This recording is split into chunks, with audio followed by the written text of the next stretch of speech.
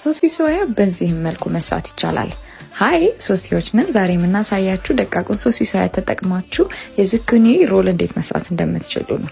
በመጀመሪያ አንድ እሽግ ደቃቁን ሶሲስ ሶያ በአንድ ኩባያ ቀዝቃዛ ውሃ ለ5 ደቂቃ ያህል እንዘፈዘፈውና የጋለ መጥበሻ ላይ ዘይት አድርገን እንጠብሰዋለን። ከዚያም በዛው መጥበሻ ላይ ምንም አይነት ዘይት ሳናደርግ ሽንኩርት ካራሜላይዝ እናደርጋለን። ሽንኩርታችን እንደዚህ ካራሜላይዝ ከሆነ በኋላ ደቃቁ የተከተፈ ቲማቲም እናደርግበትና በደንብ እናዋህደዋለን። ከዛም ቅድም ጠብሰን ካስቀመጥነው ሶሲስ ሶያ ላይ የምንፈልገውን ያህል ቀንሰን እናደርግበትና አብረን እናበስለዋለን። በመጨረሻም ጨው አድርገን እናወርደዋለን። በመቀጠል አንድ ዝኩኒ የምንፈልገውን ያህል ሳይዝ እንደዚህ በጎን በኩል ስላይስ እናደርግና በቀጭኑ እናዘጋጀዋለን። ቀጥሎ በጋለ መጥበሻ ላይ ዘይትና የምንፈልገውን ቅመም አድርገን ስላይስ አድርገን ያስቀመጥነውን zucchini እንጠብሰዋለን። በደንብ እያገላበጥን ከጠበስነው በኋላ የምታዩትን ቆንጆ መልክ ይይዛል። በመጨረሻም የጠበስነውን zucchini በሳህን ላይ እንደዚህ እናደርግና ቀድም ያዘጋጀነውን የሶሲስ ሶያ የሽንኩርትና የቲማቲም ውህድ እንደዚህ እያደረግንበት እንጠቀልለዋለን።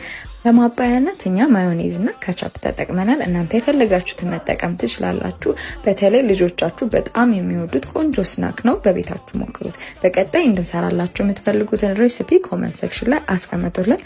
እናመሰግናለን።